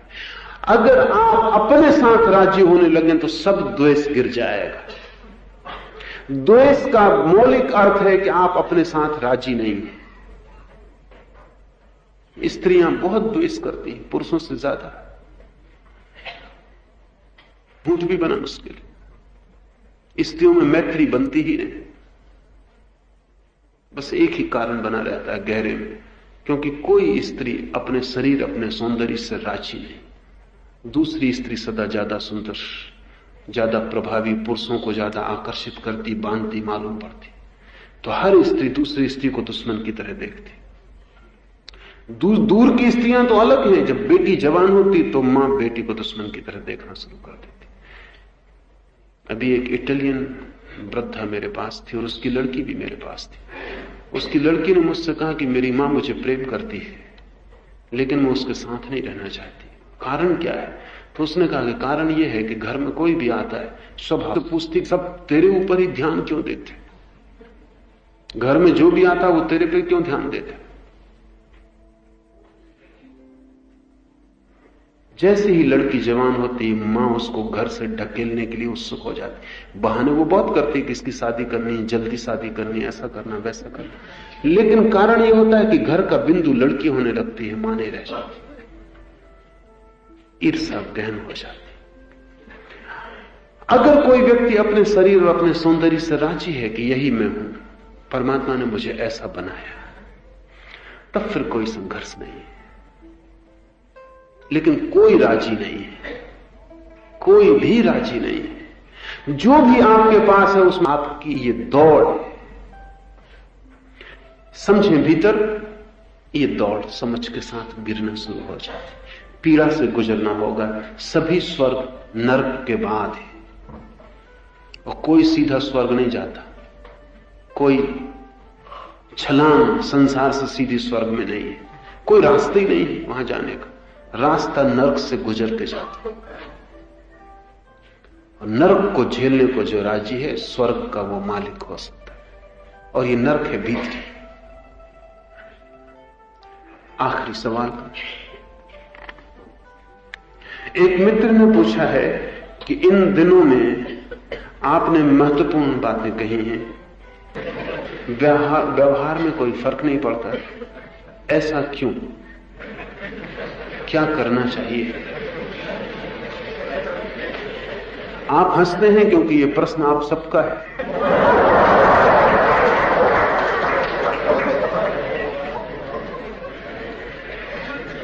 सभी के साथ ऐसा होगा, होना बिल्कुल स्वाभाविक है, क्योंकि किसी बात का अच्छा मालूम पड़ना एक बात है और उसका जीवन में आना बिल्कुल दूसरी बात है।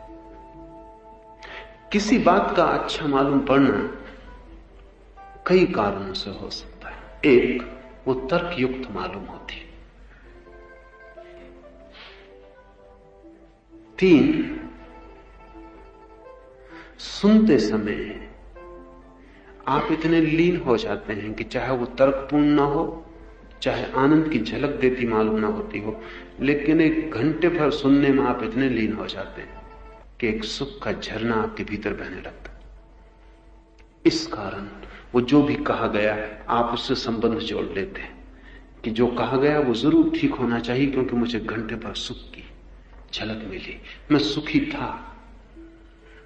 लेकिन कमरे के बाहर, कक्ष के बाहर निकलते ही स्थिति बदल गई, बदलेगी, क्योंकि जो तर्कपूर्ण मालूम होता था, जीवन तर्क से नहीं चलता है, इतना काफी नहीं है जीवन में आने के लिए, क्योंकि जीवन बुद्धि से नहीं चलता, जीवन बुद्धि से ज्यादा बड़ा है। वहां हृदय भी है, वहां शरीर भी है, वहां छिपी हुई अंतर्निहित वासनाएं भी हैं। वहां सिर्फ सिर होता तो बात खत्म थी। अगर आप सिर्फ सिर की तरह आए होते, या आपका सिर ही आया होता, या तो आप बिल्कुल बदल के जाते। लेकिन सिर के अलावा और चीजें भी हैं। आपने सुना ब्रह्मचर्य की बात, बिल्कुल ठीक लगा कि सुखद है, लेकिन वो काम वासना का बिंदु भी आपके भीतर है, वो बलवान है। वो कुछ इतना आसान नहीं है कि आपकी खोपड़ी ने मान लिया तो आपकी जन्नेंद्रिय भी मान लेगी, इतना आसान नहीं। खोपड़ी की वो फिक्र ही नहीं करती। वो शक्ति खोपड़ी से नहीं मिलती, वो हार्मोन से मिलती है, खून से मिलती है, भोजन से मिलती है। उसका 1000 दूसरे रास्ते, सिर से उसका कुछ लेना देना नहीं। सिर से आप जन्नेंद्रिय को संचालित नहीं कर सकते। जब आप चाहें कि जन्नेंद्रिय वासना से भर जाए, नहीं भरेगी, और जब आप नहीं चाहते तब आप अचानक पाएंगे कि वासनाग्रस्त है। इसलिए कपड़े आदमी को खोजने पड़े, क्योंकि चेहरे को तो आप झुटला सकते हैं, जन्नेंद्रिय को आप झुटला नहीं सकते। आप नग्न चले जा रहे हैं तो आप झुटला नहीं सकते, आपकी असलियत जाहिर हो जाएगी। आंखें आप झुटला सकते हैं, भी आंखें उसी तरफ लगी रहेंगी, लेकिन आप झुटला सकते हैं। उसके पास से गुजर के आप कह सकते हैं, माता जी नमस्कार। आप कुछ उपाय कर सकते हैं, लेकिन अगर आप नग्न खड़े हैं क्या होगा? जन्नेंद्रिय धोखा दे देगी, असलियत जाहिर कर देगी, आप कुछ भी ना कर पाएंगे। कपड़े की ईजाद आदमी को करनी पड़ी, क्योंकि शरीर असली खबर दे सकता है, वो बुद्धि की सुनता नहीं। इसलिए एक बहुत अजीब घटना घटी है अमेरिका में, जहां नग्न क्लब स्थापित हो गए हैं। तो वहां एक अनूठी बात आई ख्याल में। नग्न क्लब स्थापित होने के पहले मनोवैज्ञानिक सोच ही सरलता से नग्न हो जाती। पुरुष बहुत दिक्कत अनुभव करता है, क्योंकि पुरुष की जन्नेंद्रिय उसकी वासना को शीघ्रता से प्रकट करती है। स्त्री की जन्नेंद्रिय के प्रकट होने का कोई बाहर उपाय नहीं। स्त्रियां सरलता से नग्न हो जाती, उनको ज्यादा झंझट नहीं होती, लेकिन पुरुष को बड़ी झंझट होती, क्योंकि उसे डर लगता है कि उसकी सारी प्रतिमा नष्ट हो सकती है एक क्षण में, और वो कुछ भी ना कर पाएगा।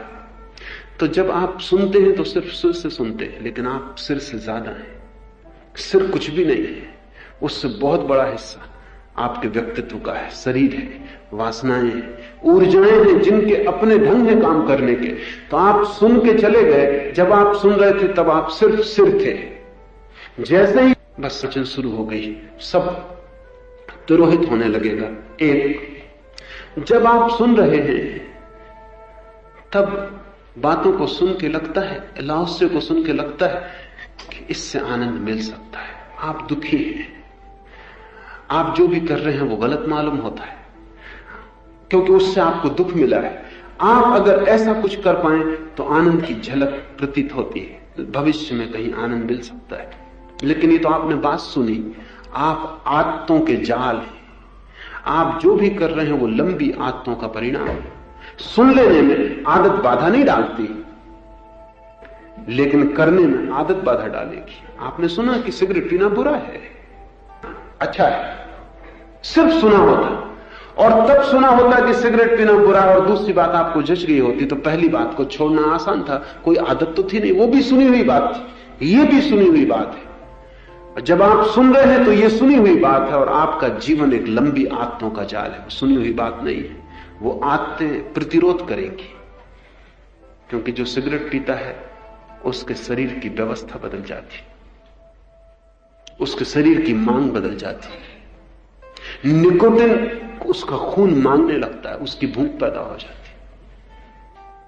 तो निकोटिन वो जो भूख पैदा हो गई भीतर, जो वक्त पर ठीक घंटे भर बाद निकोटिन की जरूरत शरीर को होने लगी, क्योंकि अगर वो नहीं हो गया ताकि से निकोटिन का आपको पता नहीं, आप तो धुआं पीते हैं, लेकिन धुएं से निकोटिन आपके भीतर जा रहा है खून में, वो ताजगी देता है, वो इंजेक्शन है ताजगी का।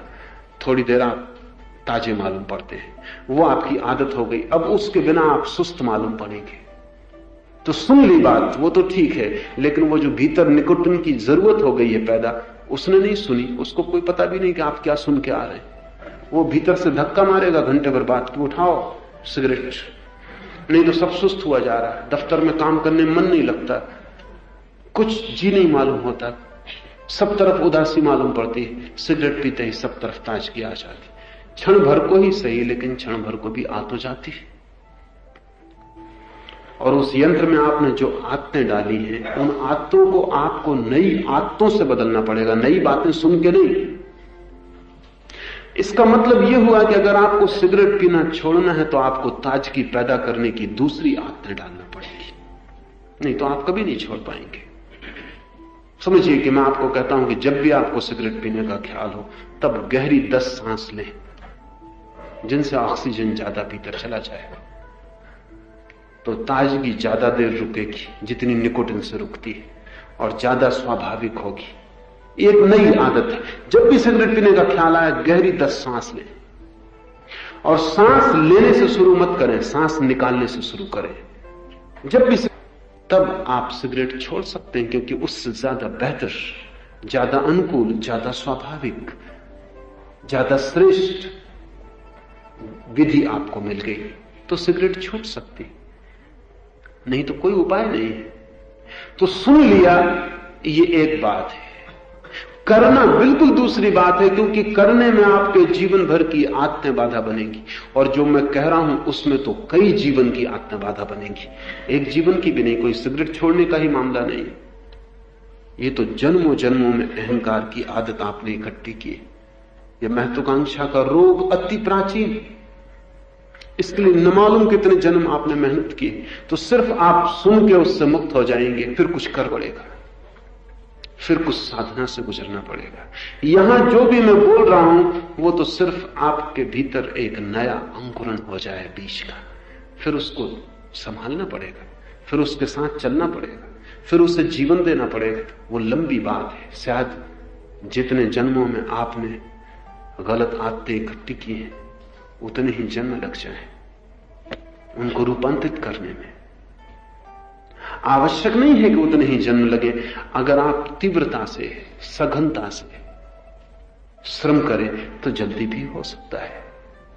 लेकिन इस भरोसे आप मत रहना कि सुन के और आप मुक्त हो जाएंगे, फिर कहीं कुछ चूक ना जाए, कहीं बीच से कोई शब्द छूट ना जाए, तो आप पूरे माइंडफुल, पूरे स्मरण पूर्वक मेरी तरफ होते, उतनी देर आपके जो विचारों का जाल है, आपकी जो निरंतर के भीतर चलने वाले बादल हैं, वो सब ठहर जाते। 1 घंटे के लिए आप अपने बाहर आ जाते, आप मेरे साथ होते हैं 1 घंटे के लिए, अपने साथ नहीं होते।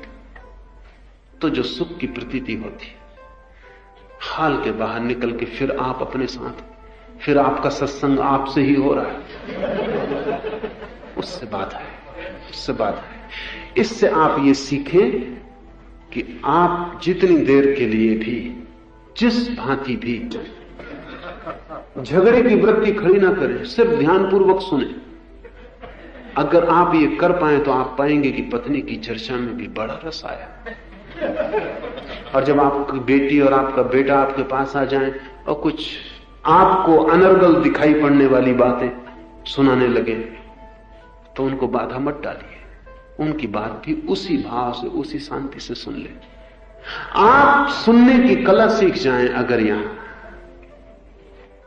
तो उसे प्रयोग करें, और आखिर में आप अपने साथ भी सुनने की कला का प्रयोग कर सकते हैं। पर आखिर में जब आप पत्नी से सुन सकें, बेटे से सुन सकें, मित्रों से सुन सकें और आप अच्छे सुनने वाले बन जाएं, श्रोता बन जाएं। जो भी आप कह रहा है उसको सुने, जो भी कह रहा है उसमें बाधा भी मत डालें, उससे दूर खड़े होकर सुने। तो जो आनंद आपको मुझे सुनने में आ रहा है वही आनंद आपको अपने सत्संग में भी आ सकता है। और बड़ी अद्भुत बात है, मुझे सुन के आप नहीं बदल पाएंगे, लेकिन अगर आपने अपने मन को साक्षी भाव से सुनना शुरू कर दिया तो बदलाहट होनी शुरू हो जाएगी, क्योंकि तब आप अलग हो गए, मन से दूर खड़े हो गए, दृष्टा हो गए, साक्षी हो गए। साक्षी हो जाना परम अनुभव है। इतना ही 5 मिनट कीर्तन करें और फिर चलें।